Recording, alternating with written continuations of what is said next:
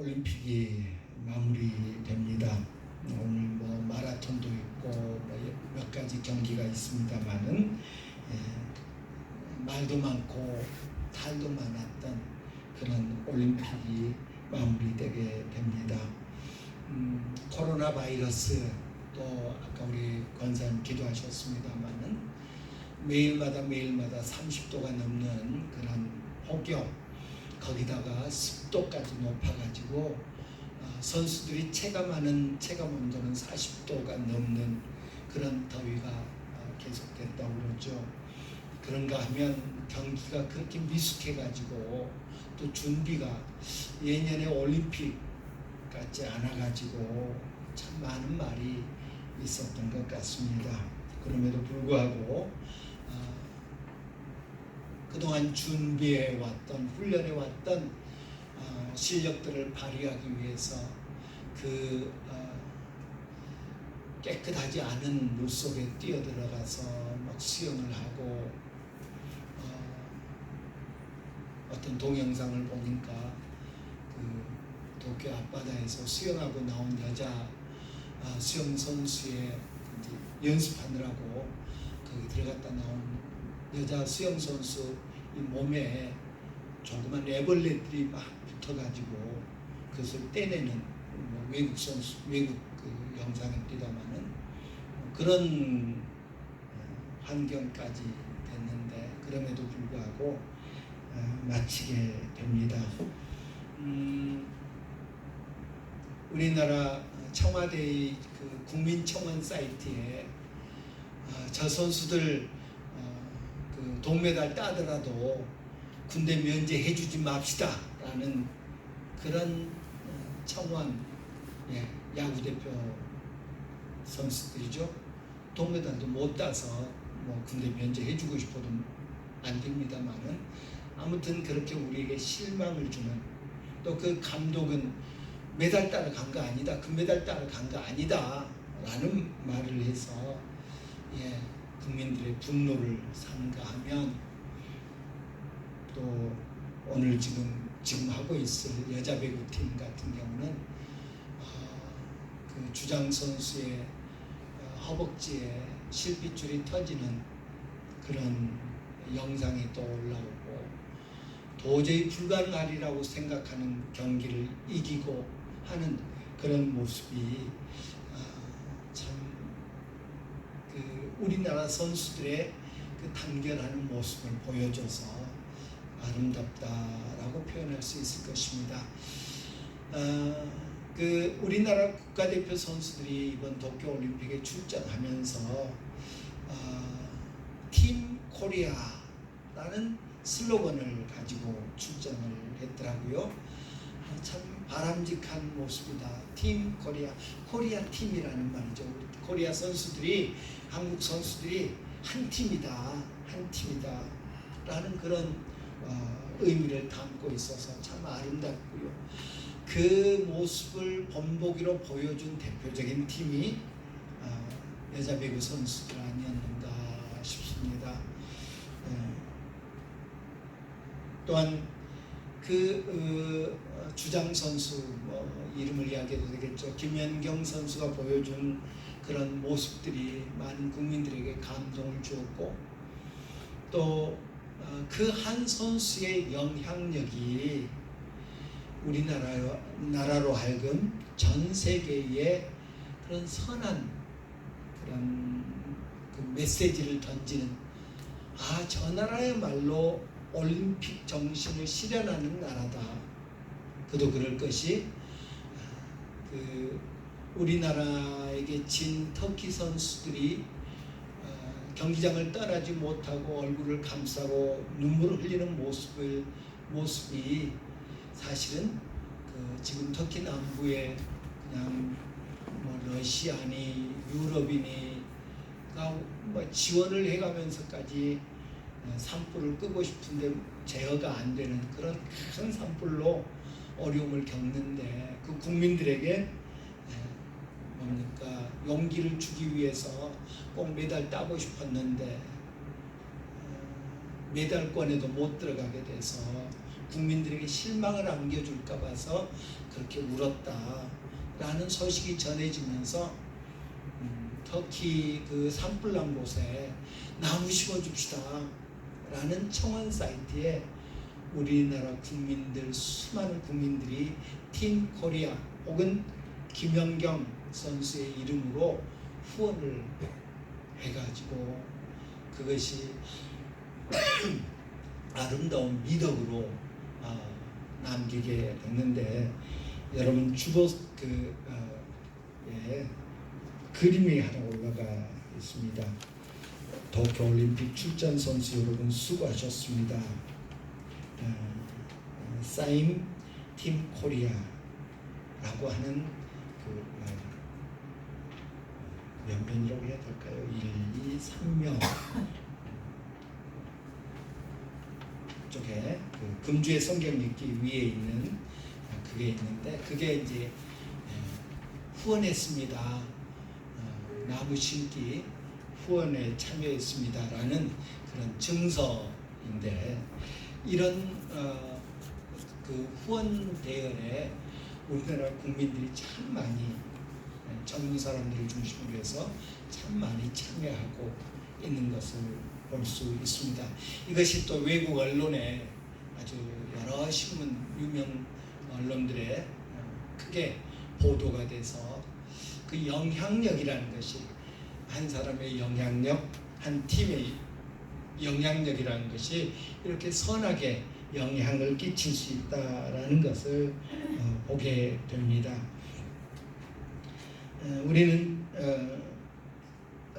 기회가 주어졌을 때 그 기회를 잘 선용하는 것, 올림픽이라고 하는 기회가 선수들에게 주어졌을 때 그것을 잘 선용하면 비록 메달을 못 따도 국민들에게 용기를 주고 국민들에게 희망을 주고 하는 것을 보게 됩니다. 그러나 그 기회를 제대로 선용하지 못할 때 그 기회가 사라짐과 동시에 비난의 대상이 되는 것을 또 보게 됩니다. 우리는 지난 주일에 아담 부부가 하나님의 말씀을 불순종하는 길을 선택했을 때 나타난 문제, 그리고 그 문제를 스스로 해결하려고 했을 때 그들이 경험한 실패를 볼 수 있었고요. 또 하나님께서는 그러면 그 문제를 어떻게 도와주셨는가 하는 것을 생각했습니다. 하나님의 말씀에 불순종했더니 수치심을 깨닫게 됐고요. 하나님으로부터 피해 도망가게 됐고요. 서로에게 비난하는 인간관계가 파괴됐고요. 그리고 수고와 땀이라고 하는, 그리고 죽음이라고 하는 그런 결과를 맞이하게 됐다라는 것을 우리가 생각했습니다. 그리고 그 문제를 해결해 보려고 무화과 나뭇잎을 엮어서 치마를 만들어 입어보기도 했고요. 하나님의 낯을 하나님한테 안 보이려고 숨어서 어떻게든 그 순간을 모면해 보려고 하기도 했고요. 책임 전가를 해서 자기 책임을 덜어보려고 하는 그런 노력도 했습니다. 그러나 그 모든 것이 헛수고였다. 그 순간은 어떻게 지나갈 수 있을지 모르지만 이내 그 문제가 온전히 해결되지 못하는 그런 모습이었음을 우리가 볼 수 있었습니다. 그러나 아담 부부의 그 문제에 대해서 하나님이 개입하십니다. 아담이 하나님께, 하와가 하나님께 우리 이런 문제 생겼으니까 좀 도와주십시오 라고 하나님을 찾기 이전에 하나님이 먼저 찾아와 주셨고요. 그리고 아담의 이름을 불러주셨습니다. 아담을 불러주셨습니다. 그리고 질문해 주셨습니다. 왜 그랬니? 왜 그랬니? 라고 말씀해 주셨습니다. 그 질문을 통해서 이 문제의 본질은 부끄러움을 느끼고 하나님을 피해서 숨고 서로 손가락질하는 이 문제의 본질은 하나님의 말씀에 불순종한 것이기 때문이다. 하나님의 명령에 불순종한 것이기 때문이다 라는 것을 깨우쳐 주셨습니다. 왜 그랬어? 라고 질문하는 것을 통해서 하나님께서는 내가 여호와께 죄를 범했습니다 라는 고백을 듣기 원하셨습니다. 기회를 주셨습니다. 회개할 기회를 주셨던 것입니다. 상한 갈대를 꺾지 아니하시고 꺼져가는 등불을 끄지 아니하시는 하나님의 성품이 잘 드러나는 그런 대목이죠. 범죄한 현장에 직접 찾아오셔서 이름을 불러주시고 그리고 정죄하기 전에 벌을 내리기 전에 왜 그랬니? 라고 물어봐 주시는 그 하나님의 모습 속에서 긍휼을 베푸신 하나님, 기다려 주신 하나님, 기회를 주시는 하나님의 모습을 우리는 발견할 수 있습니다. 우리가 지난주에 묵상한 것들은 지금 아담 부부에게 일어난 현상들, 현재 눈앞에 보이는 현상들에 대한 그런 것이었습니다. 그리고 하나님은 인간의 문제를 해결해 주실 것에 대한 약속을 주시고 있는 것을 봅니다. 인간의 문제, 하나님의 말씀을 듣지 않기로 결단한 하나님의 말씀 대신 사탄의 말을 선택한 아담 부부에게 나타난 문제를 해결하시기 위한 약속을 주십니다. 14절 15절은 아담 부부를 유혹하였던 뱀에게 내리신 말씀이죠. 특별히 15절을 한번 봅니다. 내가 너를 여자와 원수가 되게 하고 내 후손도 여자의 후손과 원수가 되게 하리니 라고 말씀하셨습니다. 15절에서 우리 하나님은 관계를 정의하고 있는 것을 봅니다. 내가 너로 여자와 원수가 되게 하고 뱀, 다시 말해서 사탄과 여자, 사탄과 인간이 원수 관계가 되어야 할 것을 말씀하십니다. 여자의 후손과 너의 후손, 뱀의 후손 역시 원수다. 우리가 잘 알듯이 여자의 후손은 하나님 자신 예수님을 의미합니다. 이 삼각관계를 한번 생각해 봅니다. 뱀으로 호칭된 사탄과 여자로 호칭된 인간과 여자의 후손으로 호칭된 예수님과의 관계입니다. 뱀과 여자, 뱀과 하나님은 원수관계가 되어야 마땅하다라고 말씀하고 있는 것입니다.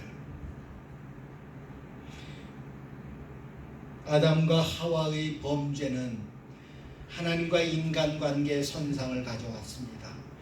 아담 부부의 범죄는 서로의 관계, 인간관계에 손상을 가져왔습니다. 그리고 그 원흉은 사탄이지요. 사탄의 유혹이었죠. 사탄으로부터 시작되었습니다. 그들은 지금부터 영원토록 원수관계가 되어야 마땅하다고 하나님께서 말씀하십니다. 인간은 사탄을 원수로 여겨야 마땅하다 라고 말씀하고 있는 것입니다. 둘 관계는 이제부터 원수다 라고 말씀하고 있는 것입니다. 물론 하나님도 사탄을 원수로 여기실 것이다 라고 말씀합니다. 여자의 후손이 뱀의 후손과 원수가 될 것이다 라고 말씀하시므로 삼위일체의 하나님이 사탄을 원수로 여기신다 라고 말씀하고 있는 것을 봅니다. 하나님의 형상대로 창조된 하나님의 사랑의 대상이 된 인간은 사탄을 원수로 여겨야 할 것입니다.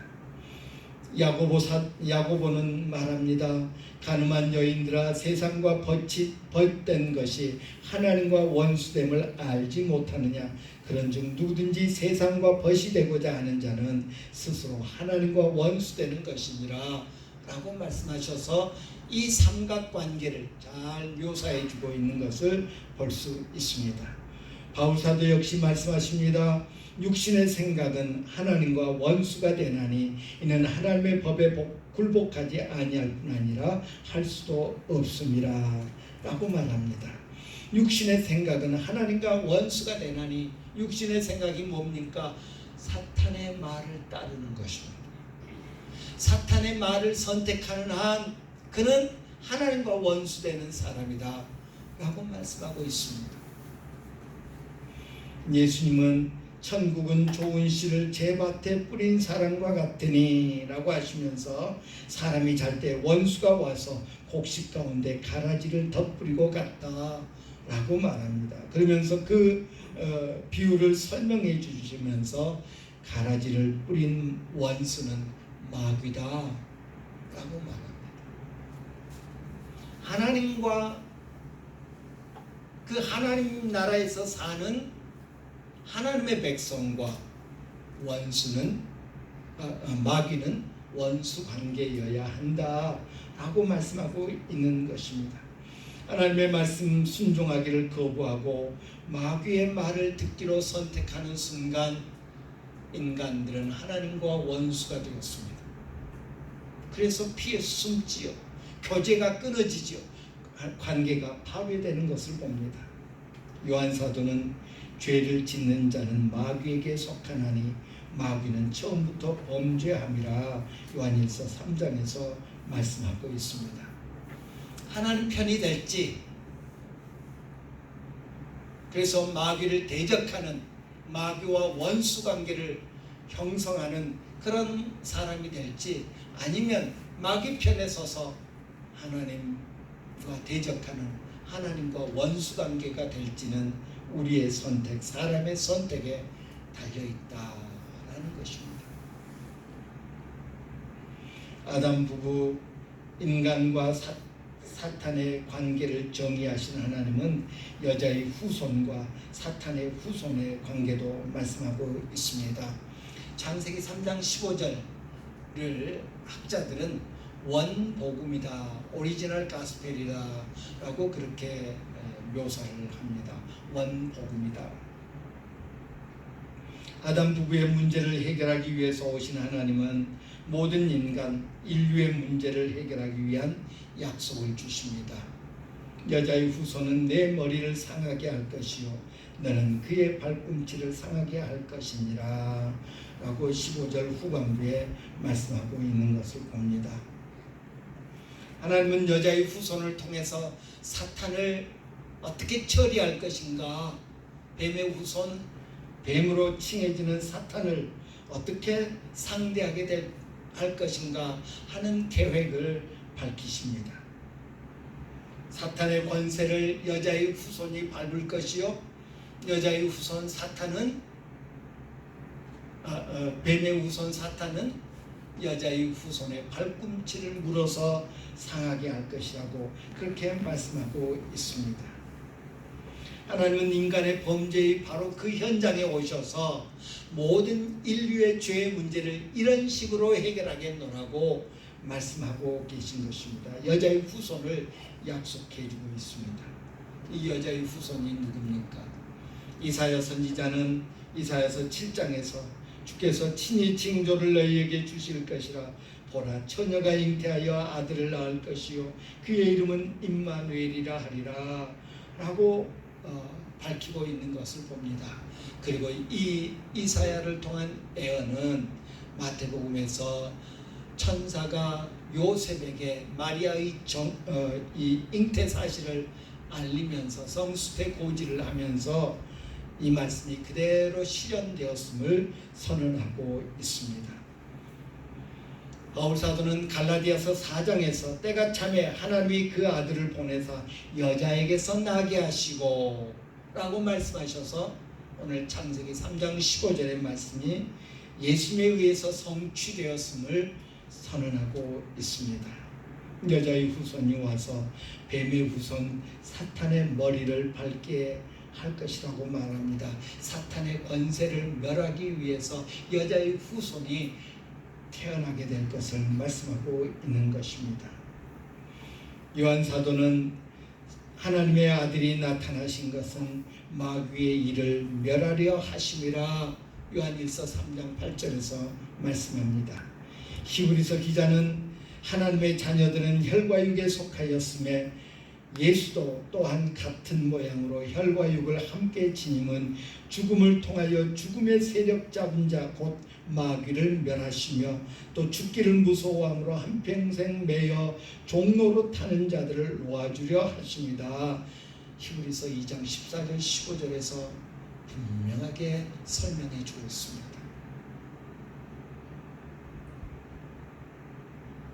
예수님이 혈과 육으로 이 땅에 오심은 죽음의 세력을 잡은 자 곧 마귀를 멸하게 하기 위해서, 그리고 그 마귀 소나기에서 벌벌 떨고 있는 우리 죄인들을, 인생들을 놓아주기 위해서이시다. 오늘 우리가 읽은 창세기 3장 15절 말씀이 그대로 이루어짐을 봅니다. 여자의 후손 예수님의 오심은 사탄의 머리를 밟기 위함입니다. 사탄의 종로로 타고 있는 죄인들을 그 소나기에서 빼앗아 오기 위함입니다. 자유를 주기 위함입니다.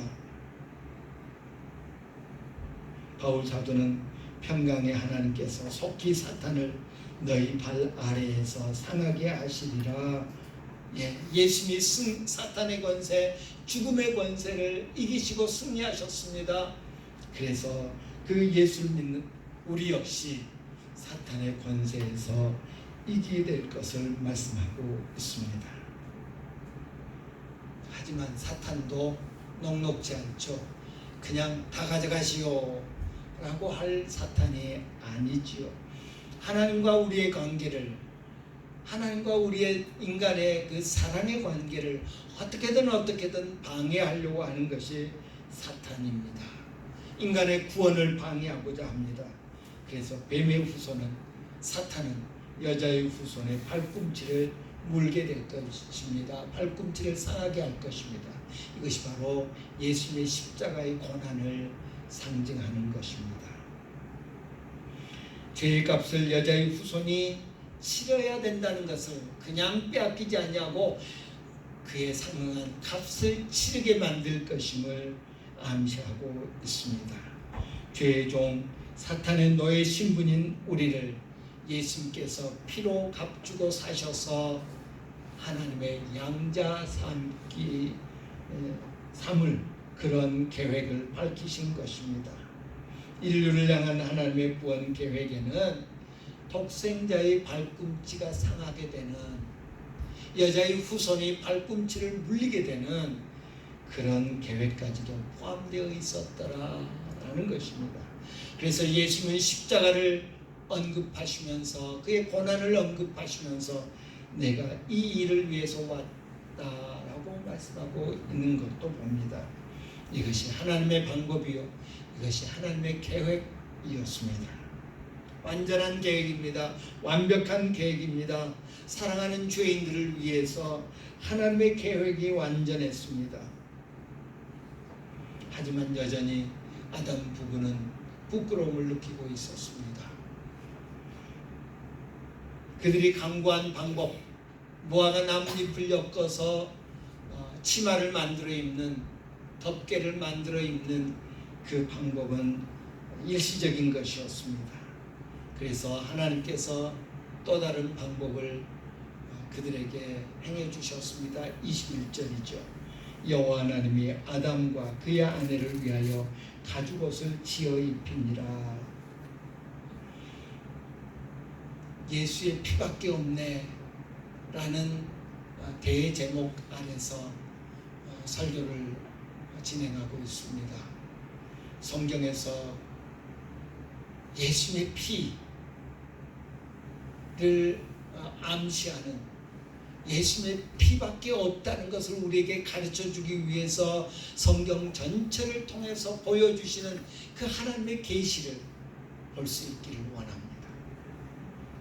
그런데 오늘 본문 21절에 피라는 말은 없지만 우리가 성경에서 발견할 수 있는 최초의 피가 오늘 본문 21절, 창세기 3장 21절에 나와 있는 것을 봅니다. 아담과 하와 부부가 자기들의 수치를 가리기 위해서 무화과 나뭇잎을 따서 그것을 엮어서 가리개를 만들었습니다. 잎이 몇 개나 필요했을까요? 한번 만들어 봐야 될까? 잎이 몇 개나 필요했을까? 상상하지 마세요. 아무튼 그들 부부의 본인들이 부끄럽다라고 느낀 부분들을 가리기 위해서 무화과 나뭇잎을 한 나무에서 땄다 할지라도 그 다음날 신문에 어제 아담 부부가 그 무화과 잎을 딴 나무가 말라 죽었더라, 그런 뉴스가 나오지 않았을 겁니다. 다시 말해서 희생이 없었다는 말이죠. 그러나 하나님이 이들 부부를 위해서 가죽 옷을 지어 입혔다. 다시 말해서 동물의 피부를 옷으로 삼아 주셨다, 만들어 주셨다 라고 할 때 세상에 그런 동물이 있다고 들어보지 못했습니다. 껍질을 피부를 하나 벗기니까 그 안에 또 피부가 있더라. 아니죠. 동물이 죽었다는 이야기입니다. 그들 부부의 수치를 가리기 위해서, 죄로 인해서 생겨난 그들 부부의 수치를 가리기 위해서 어떤 동물은 죽음을 맞이해야 했다, 피를 흘려야 했더라 하는 것입니다. 희생이 있다는 것이죠. 사람의 방법은 희생이 없이도 할 수 있었습니다. 무화과 나뭇잎은 그 나무를 죽이지 않고도 그들의 가리개를 만들 수 있었습니다. 그러나 일시적이죠. 예수님이 물론 이 아담 부부가 평생도록 그 옷 하나로 그냥 죽을 때까지 살아 입었다, 그건 아니겠죠. 그러나 무화과 나뭇잎보다는 훨씬 더 오래도록 그들의 부끄러운 부분을 가릴 수 있었던 그 하나님의 방법에는 희생이 따랐다는 것입니다. 피 흘림이 따랐다는 것입니다.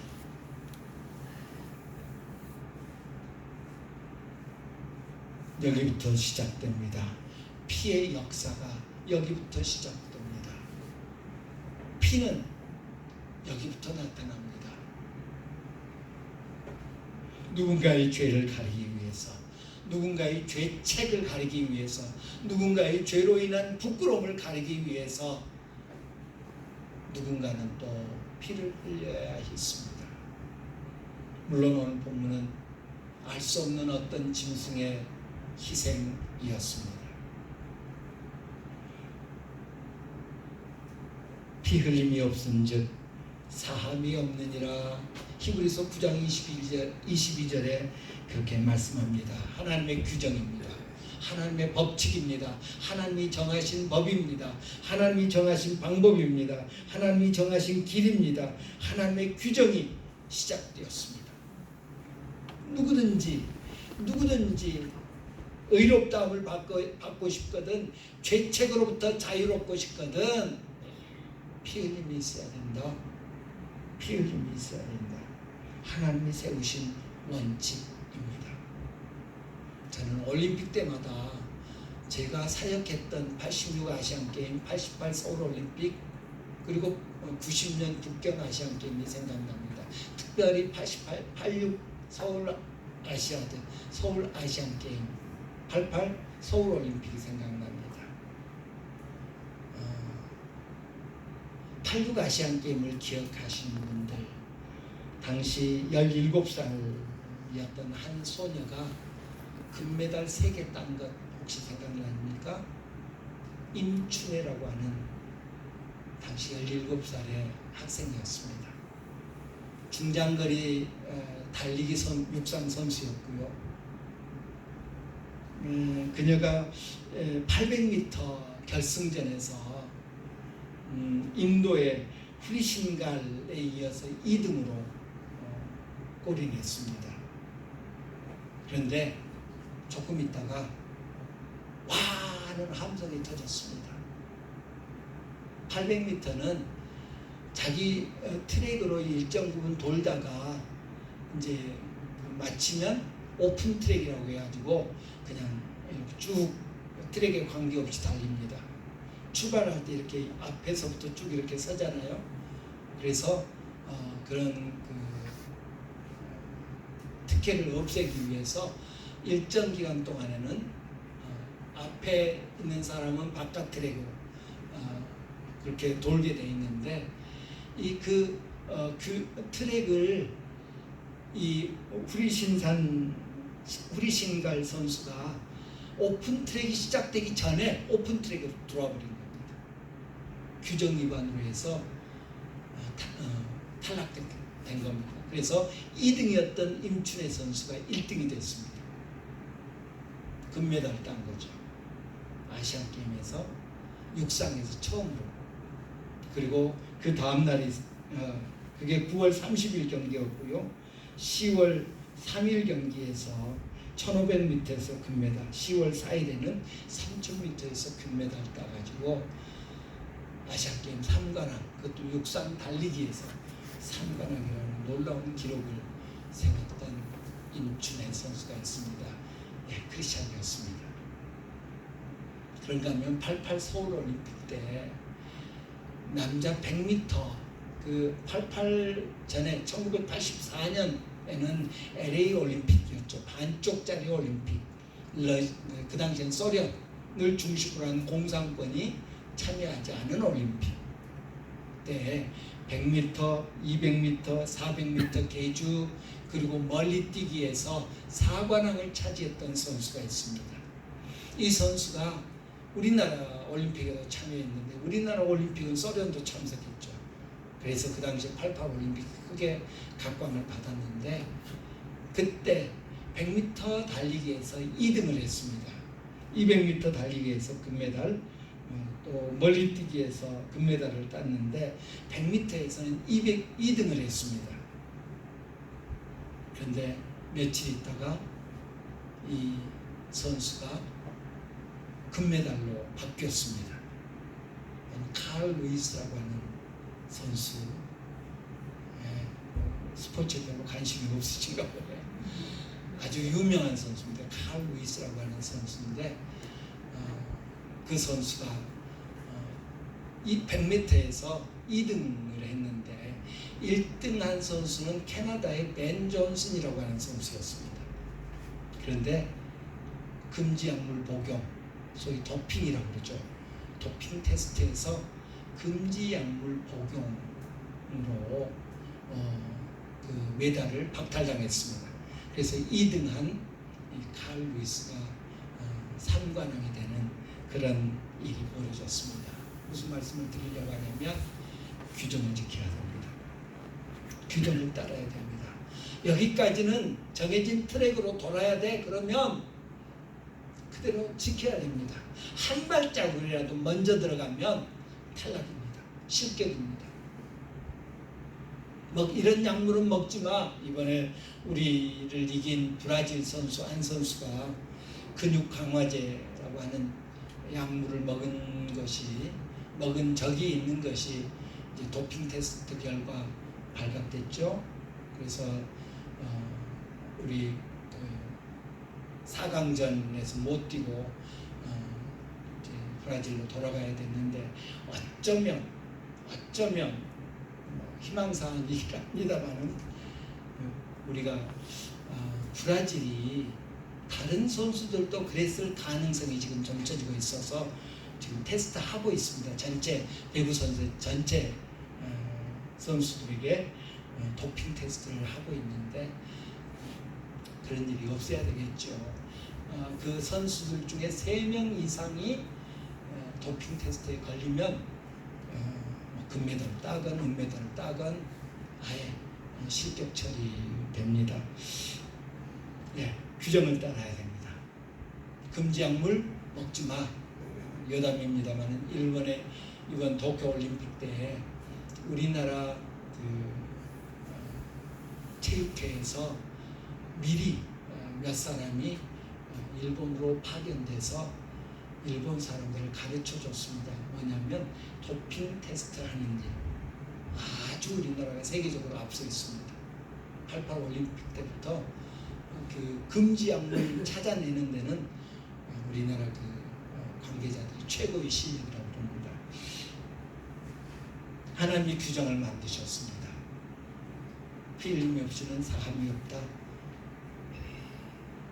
아담 부부의 그 수치를 가려주기 위해서 어떤 동물은 다음 주 우리 함께 생각해 보겠습니다만은 어떤 동물인가는 죽어야 했다, 희생해야 했다, 피 흘려야 했다.